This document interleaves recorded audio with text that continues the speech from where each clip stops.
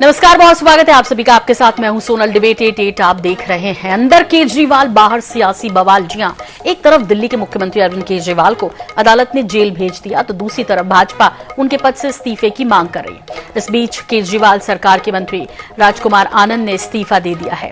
उन्होंने आरोप लगाया कि पार्टी आज खुद भ्रष्टाचार के दलदल में फंस चुकी है। वहीं पार्टी ने 14 अप्रैल को पूरे देश में संविधान बचाओ तानाशाही हटाओ दिवस मनाएगी। ऐसे में सवाल ये है कि आम आदमी पार्टी का भविष्य आखिर क्या होगा।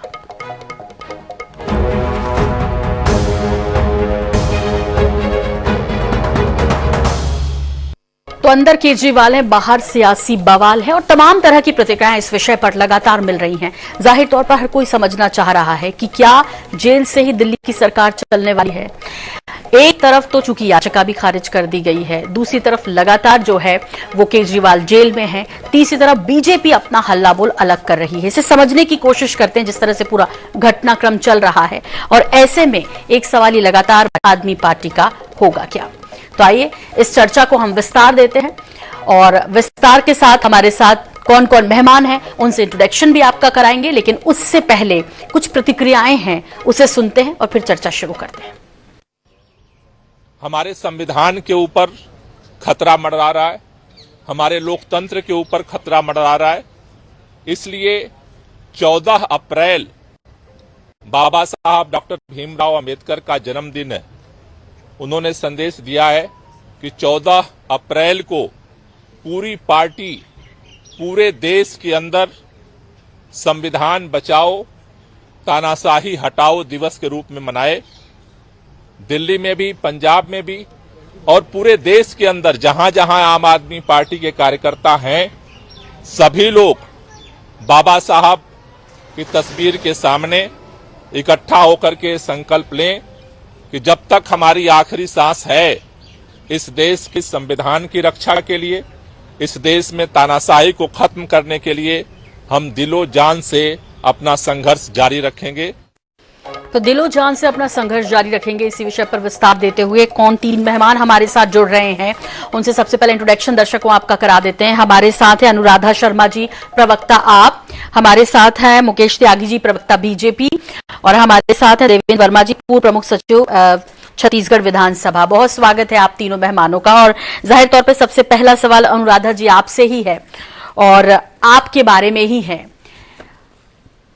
किससे उम्मीद अभी कर रहे हैं फिलहाल? तो यदि बीते 24 घंटों पर नजर डालें तो क्या अभी उम्मीद बाकी है और किस तरह बाकी है आपकी? देखिए मैडम, हमें एक बात का पूरा विश्वास है और इतिहास इस बात का गवाह है कि सत्य को परेशान किया जा सकता है, पराजित नहीं किया जा सकता।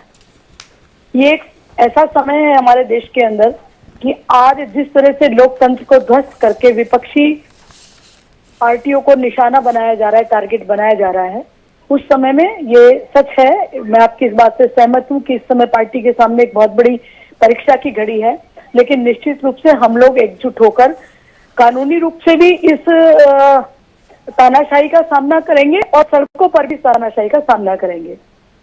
किसी तरह से तोड़ना, किस तरह से दबाव डालना, हमारे विधायकों को संपर्क में लेके उनके ऊपर दबाव डालना, बीजेपी ज्वाइन करने की प्रपोजल, ये मेरे बताने का विषय नहीं है। ये पूरा देश देख रहा है। आप स्वयं पत्रकार हैं, आप भी देख रही हैं। पूरा तांडव दिल्ली के अंदर भारतीय जनता पार्टी की केंद्र सरकार ने मचाया हुआ है। लेकिन मुझे पूरा विश्वास है कि हम इस परीक्षा की घड़ी से निकलेंगे और एक्सपोज करेंगे भारतीय जनता पार्टी को कि किस तरह से भारतीय जनता पार्टी चुनी हुई सरकारों को, जिन्होंने विराट बहुमत हासिल किया है, उन सरकारों को तोड़ने का काम कर रही है। और जहां उन्हें समर्थन नहीं मिल रहा है जनता का, वहां दखल अंदाजी करके सत्ता को हथियाने का काम कर रही है जी। तो मैं इस पूरे प्रकरण को सिर्फ ये कह सकती हूँ कि ये परीक्षा का समय है, हम इसका सामना करेंगे। हम पूरी तरह से एकजुट हैं और सड़कों पर और जनता के सामने, मीडिया के सामने, सब जगह हम एक्सपोज करेंगे। जितना भी होगा हम इनके दो चेहरे जो जनता के सामने ये आदर्श का और पार्टी विद डिफरेंस की बात करके दिखाते हैं, उसको एक्सपोज करेंगे और बताएंगे कि किस तरह से संविधान के साथ खिलवाड़ कर रही है भारतीय जनता पार्टी की केंद्रीय सरकार देश के अंदर। जी अनुराधा जी, लेकिन हाईकोर्ट तो ये कह रहा है कि भाई ये जो लड़ाई है वो केंद्र और केजरीवाल के बीच में नहीं है, ये लड़ाई दरअसल ईडी और केजरीवाल के बीच की बात है और गिरफ्तारी वैध है। फिर आप बार बार केंद्र सरकार का जिक्र क्यों करती हैं इस मसले पे? और वो ये भी कह रहे हैं कि पर्याप्त सबूत है ईडी के पास इन्वॉल्वमेंट के शराब नीति घोटाले में, इसलिए गिरफ्तारी को तो वैध बता रहे हैं। फिर आप ये क्यों कह रहे हैं कि जिस तरह से लोकतंत्र को ध्वस्त करने की कोशिश की जा रही है, हम एक्सपोज करेंगे बीजेपी को? देखिए मैडम, मैं वैसे तो कोर्ट की किसी भी जजमेंट के ऊपर टिप्पणी करना उचित नहीं है। हम कोर्ट का सम्मान करते हैं, कानून का सम्मान करते हैं, लेकिन फिर भी मैं बड़ी विनम्रता के साथ आपको ये ध्यान में लाना चाहती हूँ और आपके माध्यम से दर्शकों के भी ध्यान में लाना चाहती हूँ कि जिस कोर्ट ने ये टिप्पणी केजरीवाल जी के विषय में की, इसी कोर्ट ने एक दिन पहले एक अन्य राजनीतिक व्यक्ति को उसके कन्विक्शन को स्टे करने का आदेश भी दिया। और आप जानती हैं कि डिस्ट्रिक्ट कोर्ट के बाद हाई कोर्ट और हाई कोर्ट के बाद सर्वोच्च न्यायालय तक किसी भी व्यक्ति को अपनी बात लेके जाने का कानूनी अधिकार है। ठीक है, हाई कोर्ट ने हमारे लिए जो भी निर्णय दिया, जो भी उन्होंने हमें जजमेंट दिया, हम सुप्रीम कोर्ट जा रहे हैं, उनके सामने अपनी बात रखेंगे। और आपको शायद ध्यान होगा और आपके पास तो सारा रिकॉर्ड भी होता है कि इसी तरह की जी अनुराधा जी विश्वास है। हाँ, डिस्कनेक्ट हुई है अनुराधा जी। अनुराधा जी, आप मेरी आवाज सुन पा रही हैं क्या? लगता है कुछ नेटवर्क का इशू आ रहा है। मैं तब तक रोक कर लेती हूँ मुकेश त्यागी जी का। मुकेश जी, आप तो सीधे सीधे आप पर ही आरोप लगा रहे हैं लगातार कि परेशान किया जा रहा है। चुनाव के समय ये जो कुछ किया गया है, उसके बाद प्रदर्शन भी आज बड़ा किया, लेकिन इस बीच जिस तरह का 24 घंटे में अपडेट हुआ, जो मैंने अनुराधा जी से पूछा, वही सवाल आपके लिए भी, उसमें याचिका खारिज हो गई मुख्यमंत्री पद से हटाने के लिए। देखिए, ऐसा है कि संविधान के अंदर कोई इस प्रकार का प्रावधान नहीं है कि अगर मुख्यमंत्री जेल के अंदर हैं तो मैं समझता हूं कि संविधान ने कभी सोचा नहीं होगा कि इस प्रकार की घटनाएं घट सकती हैं। जो चुनाव हुआ मुख्यमंत्री हो वो इस प्रकार भ्रष्टाचार में लिप्त हो कि उसे जेल में जाने की नौबत आ जाए। और फिर नैतिकता भी होती है राजनीति के अंदर। नैतिक अधिकार पर लालू प्रसाद यादव, जिन्होंने भ्रष्टाचार के मैं समझता पराकाष्ठा पर स्पर्श किया, उन्होंने भी अपनी पत्नी को हैंड ओवर किया। ऐसे ही सोरेन जी ने अपने किसी और को मुख्यमंत्री बनना है, लेकिन ये पहला बात होगा जो पद के लालच में इस प्रकार से भ्रमित हैं और इस प्रकार मोह है उनका कि जेल की सलाखों के पीछे जाने के बाद, और जिस प्रकार से हाईकोर्ट ने एक तरीके से स्ट्रक्चर पास कर दिए इस गवर्नमेंट के खिलाफ कि मुख्यमंत्री जो थे वो किंग पिन थे इस पूरे उसके साजिश के, उनके तमाम दलीलें देखिए सेक्शन 19 में पीएमएलए एक्ट के अंदर इन्होंने बेल के लिए अप्लाई नहीं किया था। इन्होंने पूरी प्रक्रिया को ही चुनौती दी थी कि इलीगल है, असंवैधानिक है और इनको रिहा हो जाना चाहिए। उस पर कोर्ट की आप कहिए तो मैं विस्तार से बता दूं, सबको मालूम है कि कोर्ट ने कहा कि मनी ट्रेल पाई गई है। कोर्ट ने कहा कि ये उठाना बहुत गलत बात है कि आप राजनीतिक प्रतिशोध को लेकर के सरकार को बदनाम कर रहे हैं। ये 100 साल पुराना कानून है। अप्रूवर ने अगर कोई स्टेटमेंट दिया तो ये आज की उत्पत्ति नहीं है, ये उत्पत्ति बहुत ही ऐतिहासिक है। तीसरा, संजय सिंह जो है लगातार जो अभी उन्होंने कहा आपके प्रवक्ता ने कि साहब अभी जमानत हुई, संजय सिंह का जिक्र कर रही थी वो इनडायरेक्टली, तो उसमें तो पहले बोल जाए कि इसको प्रेसिडेंट के आप यूज नहीं कर सकते, तो उसका उपयोग करना मैं समझता हूं कोर्ट की अगेन मान्यहानि है कि आप जो प्रेसिडेंट नहीं यूज कर सकते आप उसका जिक्र कर भी कैसे रही है। तो वहां पर भी इनका अतिक्रमण हो रहा है जुडिशियल डायरेक्टिव्स को लेकर के। चौथा जो है, संजय सिंह कह रहे हैं कि जज जो है वहां पे जेल जो है वो कॉन्सेंट्रेशन कैंप बन गई है, जो हिटलर के जमाने में कॉन्सेंट्रेशन कैंप यहूदियों के खिलाफ की गई थी।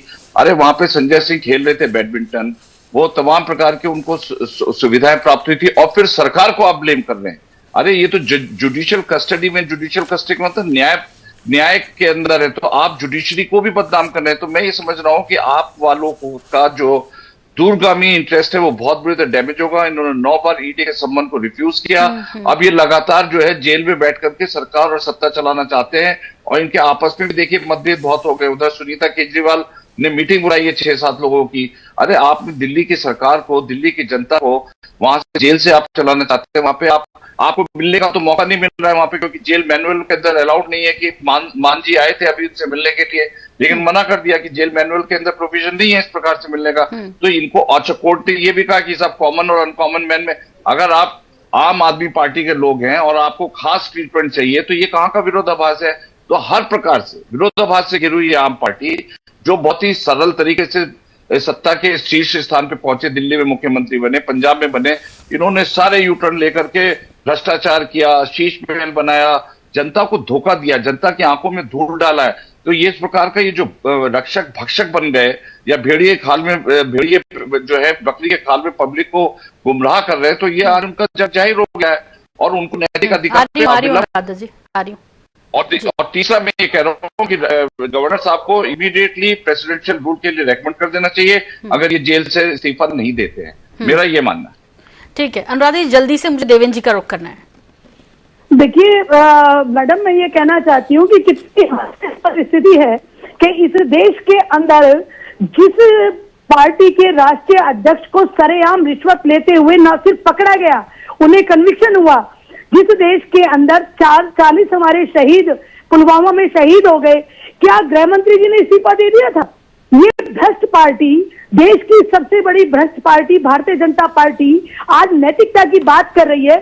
सारे भ्रष्टाचारियों को गले लगाकर आप विपक्ष को कुचलने का काम कर रहे हैं। आप कौन सी नैतिकता की बात करते हैं? अरे इससे बड़ी बात और शर्मनाक क्या हो सकती है कि जो लश्कर के आरोपी थे, जिन्होंने कश्मीरी पंडितों के ऊपर, जिनके ऊपर मारकाट का आरोप था, उन संजय सरोज तक को भारतीय जनता पार्टी ने अपने साथ ले लिया। आप किस नैतिकता की बात करते हैं? आपको शर्म आनी चाहिए इस तरह की बात करते हुए। आप चैनल पे बैठ के, पैनल पे बैठ के नैतिकता पढ़ाते हैं हमें, आप हमें नैतिकता बताएंगे? अरे छाछ तो बोलता है, आप छल्ली भी बोल रही है, कैसी बात करते हैं आप? जवाब दीजिए आप मेरी बात का। गृह मंत्री ने इस्तीफा दे दिया था क्या? 300 लोग उड़ीसा के अंदर मारे गए, क्या केंद्रीय मंत्री बाहर आ गए थे? 750 किसान शहीद हो गए, क्या कृषि मंत्री बाहर आ गए थे इस्तीफा देके?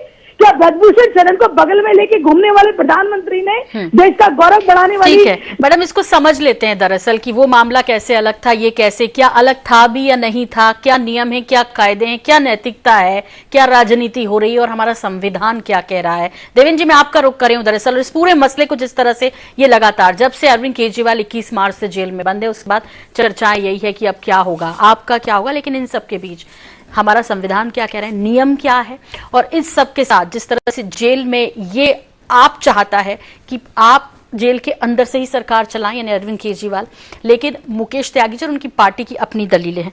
मैं आपसे लेकिन विस्तार से, बहुत डिटेल के साथ इस पूरे मसले को समझना चाहते हैं, पूरा देश समझना चाहता है दरअसल। देखिए, ऐसा है कि ये जो शराब नीति है और इसमें जो मनी लॉन्ड्रिंग का केस ईडी ने जो इनके ऊपर चलाया है, आज वो हाईकोर्ट के निर्णय से तो ये सिद्ध हो गया है। हाईकोर्ट ने कहा है कि ये जो, क्योंकि इन्होंने गिरफ्तारी से छूट मांगी थी आज केजरीवाल जी ने, कि हमें जमानत नहीं मांगी थी, गिरफ्तारी से छूट, यानी कि इस केस को ही वो खत्म करवाना चाहते थे कि जो गिरफ्तारी हुई है ये तथ्यों के आधार पर नहीं हुई है, बिना तथ्यों के आधार पर हुई है। तो आज हाईकोर्ट ने ये तो प्रूव कर दिया है कि सारे तथ्य हैं जिसके अंतर्गत गिरफ्तारी हुई है और इसलिए गिरफ्तारी तो वैध है। अब जब गिरफ्तारी वैध है तो वो जेल के अंदर हैं, जुडिशियल रिमांड में है। और अब जैसा कि आज सुप्रीम कोर्ट में ये लोग गए थे, हाईकोर्ट के निर्णय के खिलाफ अर्जेंट पिटीशन उनकी सुनी जाए, तो सुप्रीम कोर्ट ने अर्जेंट पिटीशन सुनने से मना कर दिया है।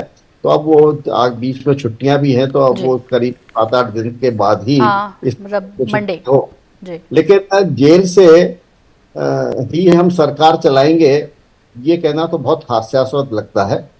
हालांकि ये बात जरूर है कि कॉन्स्टिट्यूशन में या और कहीं नियमों में ऐसा कोई प्रावधान नहीं है कि जेल यदि किसी को हो जाए तो वो डिस्क्वालीफाई हो जाता है, या जेल से ऐसा कोई प्रावधान स्पष्ट तौर पर भी नहीं है और अस्पष्ट तौर पर भी नहीं है कि जेल में यदि कोई मुख्यमंत्री चला जाए तो वो वहां से सरकार नहीं चला सकता। ऐसा कोई बंधन तो, टेक्निकली बंधन, लिखित में बंधन, कॉन्स्टिट्यूशनल बंधन, नियमों के अंदर बंधन तो नहीं है। और इसका कारण ये है कि आज ये 14 तारीख को आप संविधान बचाओ आंदोलन करना भीमराव अंबेडकर की जयंती पर, तो भीमराव अंबेडकर की जो भावना कॉन्स्टिट्यूशन में है, उस भावना के अनुरूप तो ये दल काम कर नहीं रहा। उस भावना के अनुरूप यह है कि यदि आप भ्रष्टाचार में आपके ऊपर आरोप हो गए हैं, तो क्योंकि ऐसी कभी कल्पना नहीं की गई थी कि कभी ऐसा भी हो सकता है कि कोई मुख्यमंत्री या कोई मंत्री इतने भ्रष्टाचार में आखंड डूब जाएगा, क्योंकि स्वतंत्रता के बाद तो ये था कि ये हमारा शासन है, हम जनता के द्वारा चुने हुए लोगों का शासन है, तो ये बहुत साफ सफाई के साथ में, बिल्कुल ईमानदारी के साथ में शासन चलेगा। लेकिन पिछले 65-40 वर्षों में स्थिति ऐसी हो गई कि जब आज से वर्ष 1997 में जब लालू यादव के ऊपर अपराध का वो हुआ था तो उन्होंने तत्काल छोड़ दिया कि ठीक है, उनने अपनी राबड़ी देवी को सौंप दिया। सोरेन के ऊपर हुआ तो उन्होंने भी इस्तीफा दे दिया। लेकिन अब ये धीरे धीरे जितना डिटोरिएशन राजनीतिक दलों में आ रहा है, और ये जो खासतौर पर रीजनल राजनीतिक दलों में मेरे को ऐसा लगता है कि कुछ ज्यादा वो है, अब वो छोड़ने को तैयार नहीं है कि हम तो अंदर से ही चलाएंगे। अब अंदर चलाने में टेक्निकली तो कहीं कोई बंदा नहीं ठीक चला सकते हैं, लेकिन क्या व्यावहारिक रूप से संभव है कि जेल के अंदर से कोई मुख्यमंत्री पूरी सरकार चलाए? क्या वो कैबिनेट की बैठकें कर सकता है? क्या वो फाइलों का डिस्पोजल वहां से कर सकता है? क्या वो कंसल्टेशन कर सकता है? क्या वो दूसरे लोगों के साथ में मीटिंग कर सकता है? तो जेल में तो जेल मैनुअल के अंतर्गत ही जेल में रहेंगे। उसको तो मिलने की भी जो अनुमति है वो जेल मैनुअल के अंतर्गत सप्ताह में कितने दिन और कितने घंटे और इस सब का प्रावधान रहता है। तो ये जिद है कि नहीं, मैं तो जेल के अंदर से ही मुख्यमंत्री के तौर पर चलाऊंगा, ये जिद जो है ये बहुत गलत है। ये इस प्रकार स्वतंत्र जहां पार्लियामेंट्री डेमोक्रेसी है वहां पर इस प्रकार का जो आचरण और व्यवहार किसी मुख्यमंत्री का, वो मैं नहीं समझता कि कोई तारीफ क्या, मैं तो कहूंगा कि ये तो भर्त्सना करने लायक व्यवहार है मुख्यमंत्री का। बहुत यदि कठोर शब्दों में कहें तो ये तो इसकी भर्त्सना की जानी चाहिए ऐसे आचरण और व्यवहार की।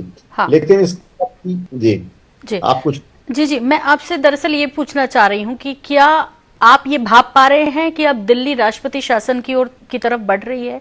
ये भाप पा रहे हैं आप?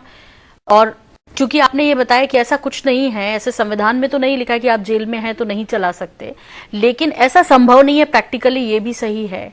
तो ऐसे में यदि एलजी के अधिकारों की बात करें, उनकी बात करें, तो क्या होना चाहिए देवेंद्र जी? दरअसल क्या है कि यदि कॉन्स्टिट्यूशनल मशीनरी पूरी पैरालाइज हो जाए, जैसा इस केस में होने की पूरी संभावना है, बल्कि हो रही है, क्योंकि चुनी हुई सरकार का जो प्रमुख है वो सरकार चला नहीं पा रहा, कैबिनेट का प्रमुख वही है, महत्वपूर्ण निर्णय सारे उसी के लिए के द्वारा लिए जाते हैं। तो यदि ये कॉन्स्टिट्यूशनल मशीनरी यदि फेल्यूर होती है तो निश्चित तौर पर लेफ्टिनेंट गवर्नर ये रिकमेंड कर सकता है कि वर्तमान में ये संभव नहीं है कि ये सरकार संविधान के हिसाब से चले, इसलिए इसको भंग कर दिया है। लेकिन एक और ऑप्शन भी मेरे को लगता है कि हो सकता है, क्योंकि ये सब कॉन्स्टिट्यूशनली और पॉलिटिकली ये दोनों युद्ध हैं इस समय।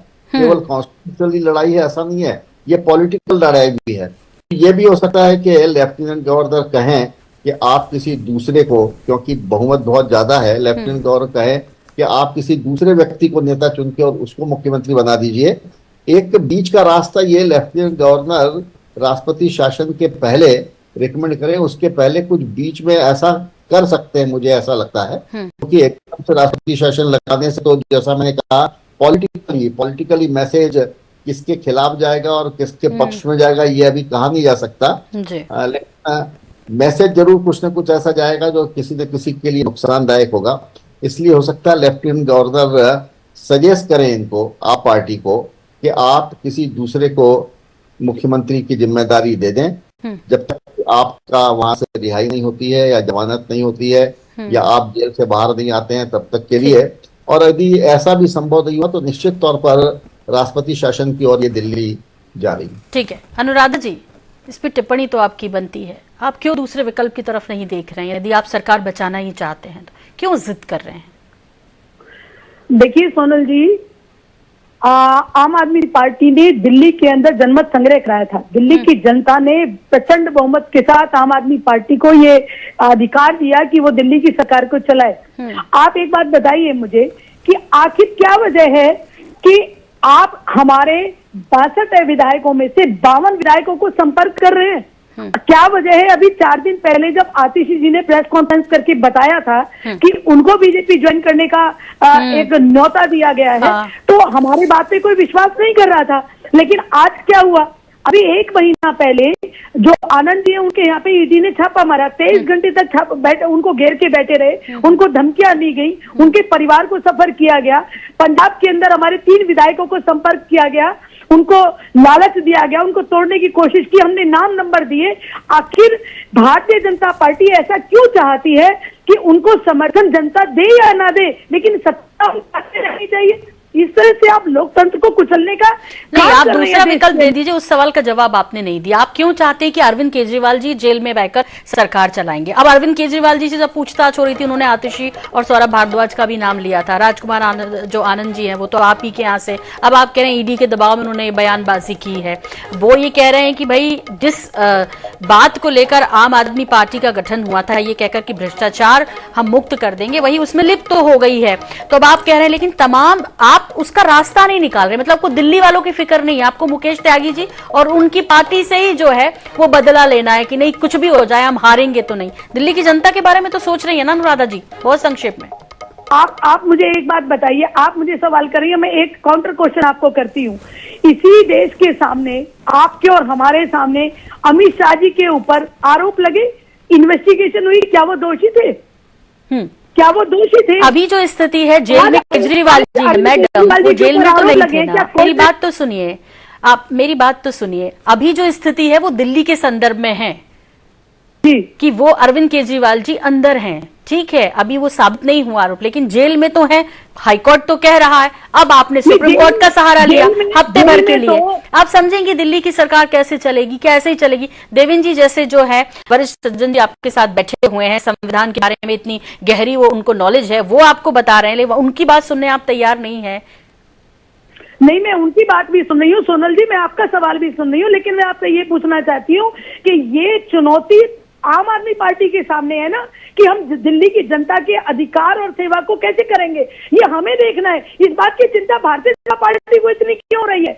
सबसे ज्यादा भारतीय जनता पार्टी को इस बात की चिंता क्यों है कि हम राष्ट्रपति शासन लगा दें, हम विधायकों को तोड़ लें? नहीं, संवैधानिक संकट है, इस बात को आप मान लीजिए। संवैधानिक संकट इस वक्त चल रहा है दिल्ली, मान लीजिए। मुकेश जी बहुत संक्षेप में आपसे मैं, क्योंकि हमलावर लगातार अनुराधा जी और आप पार्टी आपके ऊपर है। ये अलग बात है कि आप अब इस्तीफे के लिए भी कह रहे हैं, दबाव डाल रहे हैं, आप भी दूसरी तरफ से हमलावर है। इन सब के बीच दिल्ली की जनता के बारे में क्या सोच रखा है? और जाहिर तौर पर ये जो कह रही हैं कि आनंद जी तो आपके दबाव में आकर बोल दिए आज जो कुछ उन्होंने कहा है। देखिए, एक परिपक्व राजनीतिक पार्टी होने के नाते, और हमारे यहाँ 7 मेंबर ऑफ पार्लियामेंट दिल्ली से आ चुके हैं, ये भले अपना कंधा थपथपा रहे हो, तो हमारा दायित्व बनता है, हमारा उत्तरदायित्व बनता है कि दिल्ली की जनता को जो है प्रशासनिक राहत मिलनी चाहिए। वहां पे कोई ऐसे निर्णय विलंब नहीं होने चाहिए जिससे जनता को कष्ट पहुंचे। अरे आप तो देखिए, ये आप पार्टी जो है, पार्टी विद डिफरेंस के बेसिस पर इंडिया में आएगी। ये बहुत सिंपल पार्टी है, एंटी करप्शन पार्टी है, और बहुत ज्यादा हाई मॉरल ग्राउंड्स के बेसिस पर ये पार्टी आई है। और आज सारे आपने उल्टे कर दिए। आपके 3 मंत्री अंदर बैठे हुए जेल के अंदर। सत्येंद्र जैन भी चिपके पड़े थे पावर से, मनीष सिसोदिया भी पड़े हुए थे, क्यों नहीं उनकी बेल हो रही? कल आपके अगेंस्ट हाईकोर्ट के ऑर्डर आए हैं, उसके खिलाफ भी आप जो है सुप्रीम कोर्ट गई, वहां पे भी अब आपको राहत मुझे नहीं लगता मिलेगी।